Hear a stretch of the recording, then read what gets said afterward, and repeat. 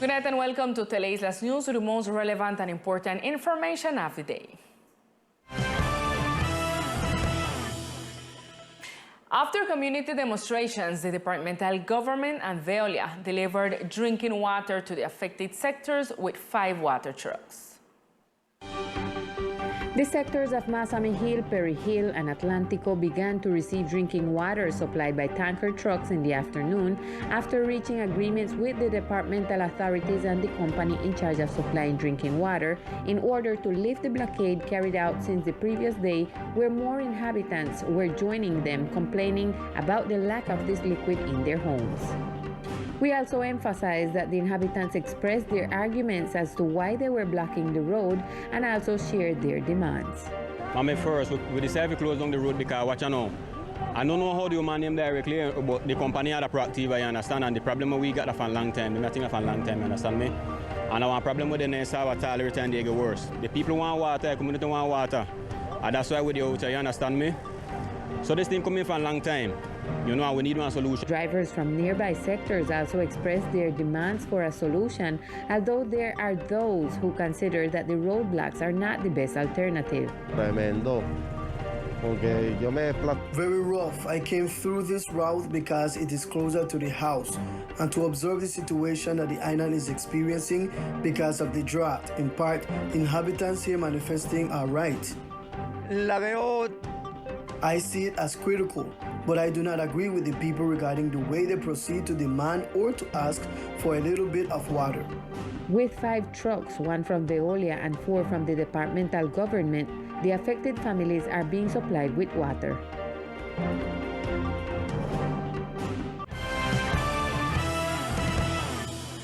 In the afternoon, the movement for the survival of Raizal people blocked the 20 de Julio Avenue in front of the Okra facilities and took over the offices of control of circulation and residence of the department.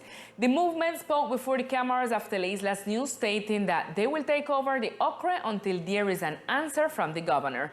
They reiterated that the processes being developed within the Okra have not been correct and lack transparency. I just want to inform the community that the movement, Raizal survival movement for the vindication and of the rights of the Raizal people, have decided to take over the Okra office because the overpopulation is one of the things that have us right down. So we want to encourage the people to come out and support us. We are at the Okra office. We are here expecting for us, the governor, to be here. He sent and tell us that he can't be here. Well, until he don't come, we are not moving from here. So everybody can come around and support us. We'll be here until we start get some answer of all what is happening and the corruptness in the Okra office with giving out care to people that don't have the right. So as what I said, we are here at the Okra office waiting for the whole community to come out and support us. God bless you all, and expect to see you tonight, tomorrow, and many more other days and nights. And after 2 consecutive days of road blockades in different sectors of the island as a mechanism for demanding the supply of drinking water, the Governor Everett Hawkins issued a powerful pronouncement in which he indicated the measures taken by his administration to address the situation.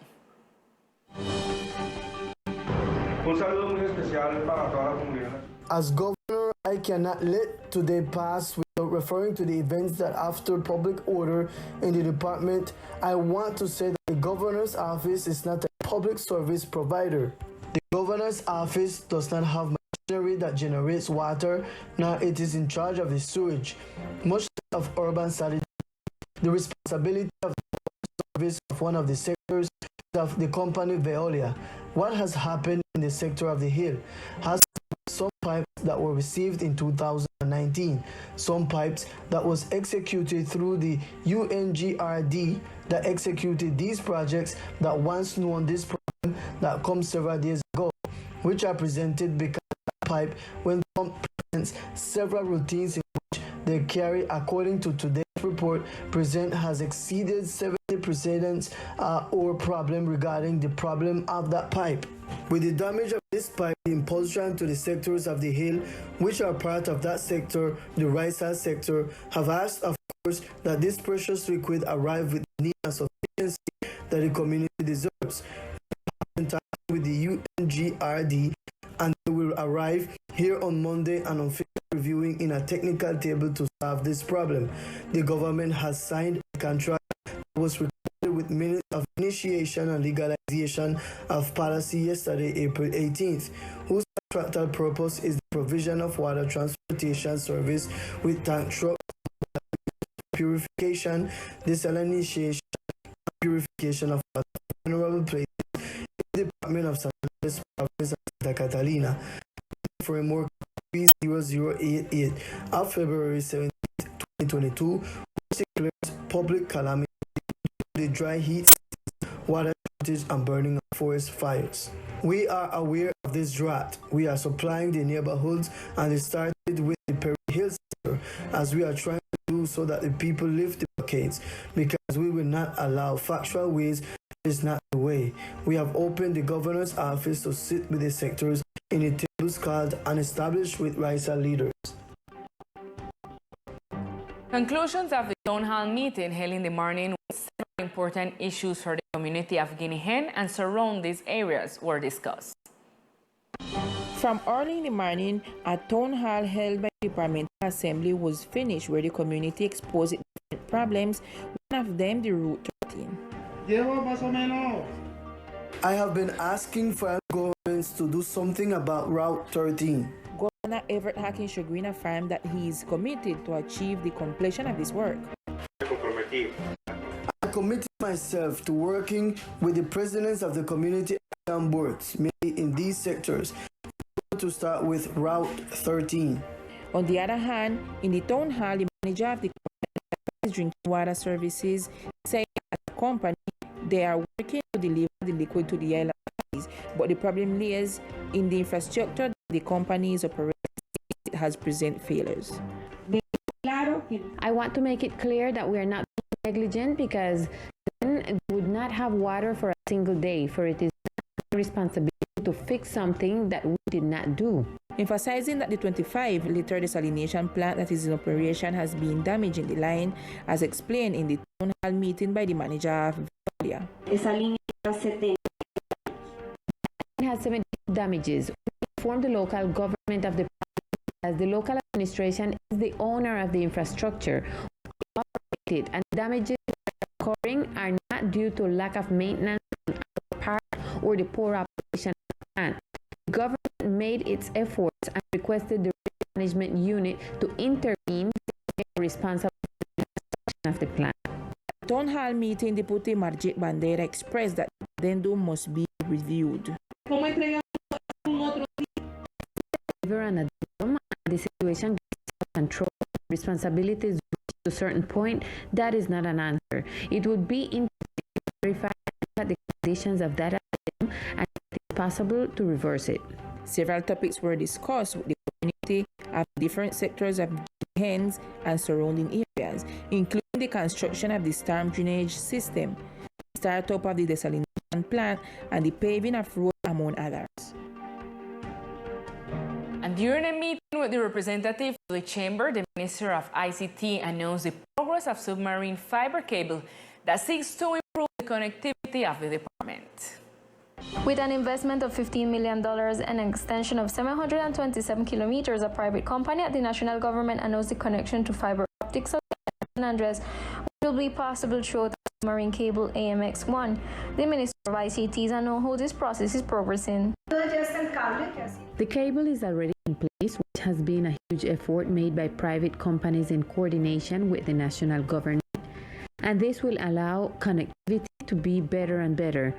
Acquiring the service will be much simpler and more favorable for those who are on the island. It will be much better. Likewise, during the meeting, the representative to the chamber asked the minister to listen to the issues of the community. From our area of regional development, we visit all the regions of the country. That is why we will soon be in San Andres to see all the progress, and the community knows the offers and possibilities. This meeting had as a point the importance of connectivity develop the e-commerce industry as well as an option for the department to have more technology development. And in other local news, in the afternoon, the auditorium of the Chamber of Commerce, the launch of a project that seeks to strengthen green businesses in the archipelago was held. The Ministry of Environment and Sustainable Development in Pulsa, Colombia, and the Departmental Chamber of Commerce launched today an agreement that will benefit 37 green businesses in the archipelago with capitalization and business strengthening. Strengthening has different areas. One is the capitalization of 25 billion pesos, where each of the beneficiaries will present a series of quotations reflecting what they need to strengthen and perhaps offer a new line of services in the company. The other is a business strengthening, where the accompaniment of specialists in different sectors is contemplated. There is the issue of sustainable business, agribusiness, and recycling. The project will last 5 months and will have 3 stages: diagnosis, implementation, and results, where the progress of the green businesses that are currently being created in the islands is expected.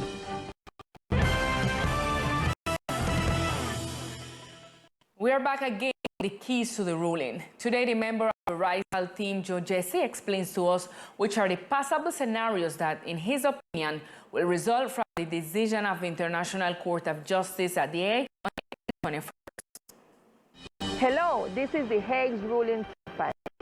The determination that the International Court of Justice will make on the 1st of April, various scenarios could arise for our country. The first one is that the court rates to Colombia to comply with the decision taken in the year 2012 as reiterated or explained by Joe Jesse, part of the RISAL team who is currently at The Hague as part of the Colombian delegation to attend the reading of the ruling on behalf of the RISAL community. Two scenarios that we have right now at the RISAL team is that The Hague, Colombia, supposed to, the ruling of 2012 is supposed to obey because the Court of Justice have jurisdiction is not sanctioned. Politically, the court will tell Colombia that you're supposed to because it's a ruling from the court. The second scenario, according to Joe Jesse, is that the RISAL are recognized community who historically has exercised possession of the dispute territory. On the other hand, as RISAL people, as RISAL team, and part of the development of this project of defense, what we need is that the court recognize the RISAL people as the ancestral users and owners of the territory dispute. And the court will make a recommendation to both countries, Nicaragua and Colombia, that they're supposed to measure to protect the RISAL people, especially the fishermen. And with this scenario, Colombia is getting ready for the new International Court of Justice ruling. This is everything. See you tomorrow with more Hague's ruling keeper. And the Pro Archipelago Foundation held a very important meeting with the Council of the Regions to follow up on commitments made during the working table with President Iván Duque in December. During the meeting, new commitments were also made.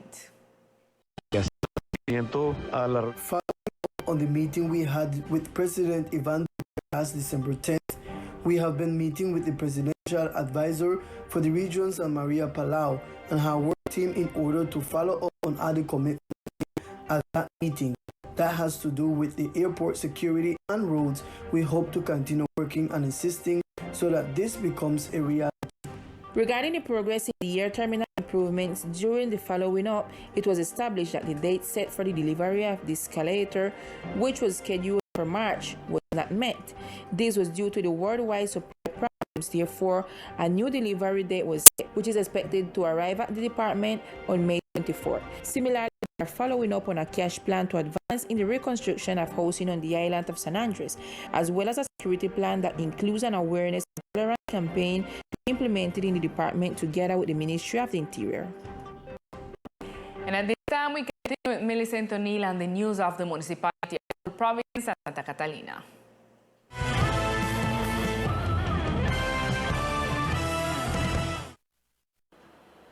Good evening to everyone. This is the most relevant information from Old Providence and Catalina. Yesterday, Sunday, the Expedition for Dignity left from the Fishermen's Cooperative in Old Town to the Northern Keys. This event is organized organized by the Fishermen's Federation and the Camp for Dignity, among others. The expedition called for sovereignty, independence, and food security had difficulties in its departure since some boats could not leave due to some safety issues, a situation that delayed the trip for approximately 3 hours. They finally set sail with 11 speedboats, 2 fishing boats, and 79 people, and would be returning tomorrow, April 19, to the municipality. On the other hand, the Concentración Simón Bolívar Educational Institution, based at Junín School, will be delivered in the upcoming days. The facilities were donated by Claro and allied companies. This morning, preparation were being carried out for the official handover this Wednesday of the Educational Institution Concentración Simón Bolívar Junín branch. The purpose of this project is to transform lives through connectivity and education. We are very happy and grateful to Claro Colombia and its allies because this opens the doors again for us to have a decent, improved, and innovative space so that elementary school students, especially those from kindergarten to 3rd grade, have their own space and can take advantage of the time, take advantage of the place, and be able to improve their learning. This structure made of concrete blocks and galvanized steel was designed in order to resist hurricane winds. We have 4 kindergarten classrooms, 1st, 2nd, and 3rd grade, a teacher's room, and a multiple-use classroom that will serve as a restaurant, but we could also use it for cultural activities. The kitchen already equipped for feeding the children. We have a set of bathrooms for students, and we also have one for teachers. In our courtyard, there is ample space for recreation. The principal has to take care of these facilities that will not only serve students but also benefit the community. We hope that the educational community as well as the neighboring community can make good use of these facilities that are taken care of by the people of the community who could and at some point make use of these classrooms, and that everything is used and taken advantage of in the best way possible. For now, we are awaiting the visit of the President of the Republic this week for the official handover of this educational facility. And tomorrow, the completion of the new home of singer, songwriter, and theatrical writer of music, Wilberson Archibald, better known as Will B. Finally, Will B will receive a house in which he will not only be able to live with dignity, but also to teach the music of the mandolin, tub, and hasjabun. The teacher won a long fight after being the first beneficiary of one of the houses of cultural interest, which was not completed, but now he says he is well pleased. Inside of me is very happy. They remember me after a long settlement. What the man said, all it tell me that it's very good to wait, all who can wait and stand the punishment always come off victorious. And I feel like I come off victorious because a lot of house went together like this. So pleased with his house that the teacher says he is willing to play a game of the house with the president. Well, right now the house have 3 rooms, big room, and room will be 2, and the big hall and the theater right. According to the teacher, the only thing missing to complete his joy is a bathroom for his students. Inside the room, given the class, the weather is very good. I came in the theater on the climate of the place and the heat and so, and I will be satisfied by teaching them right here. This is all information we have for tonight for the section of Old Providence and Ketlina. Continue in San Andres with more Teleislas news. Good night. Thank you, Millie. Time for Sport News with Victor Fusalva.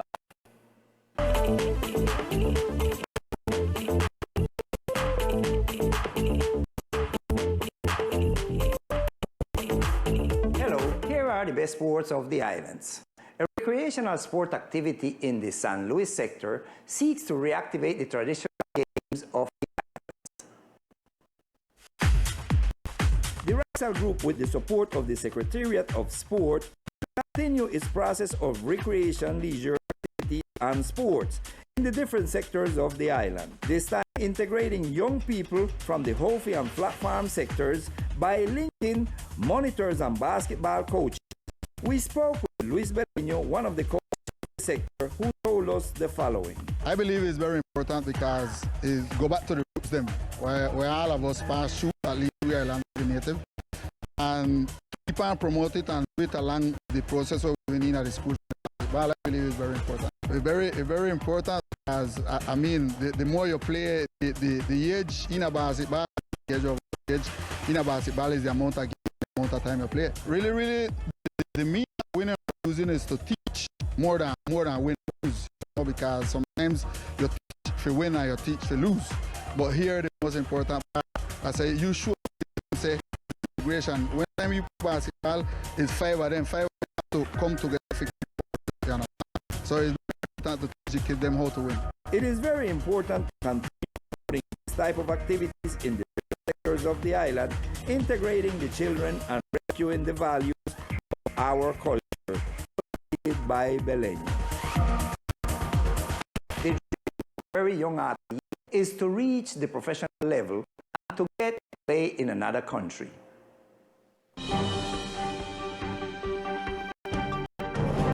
One of these young people with such ambition is Clisman Sanchez, a young ball player who with discipline continues his training and maintains his hope of making it in the baseball.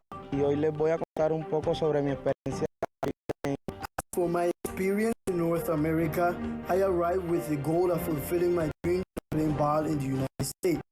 Thank God I had the opportunity in several occasions. There were certain mishaps, but they were finally solved thanks to God. Several opportunities there. The process is a little different. It is more intense. You have to have a lot of discipline and above all always work to improve day after day. Now, by the end of July, I have to go back because I have some offers from various universities. In favor, I hope that everything will work out in the month of July.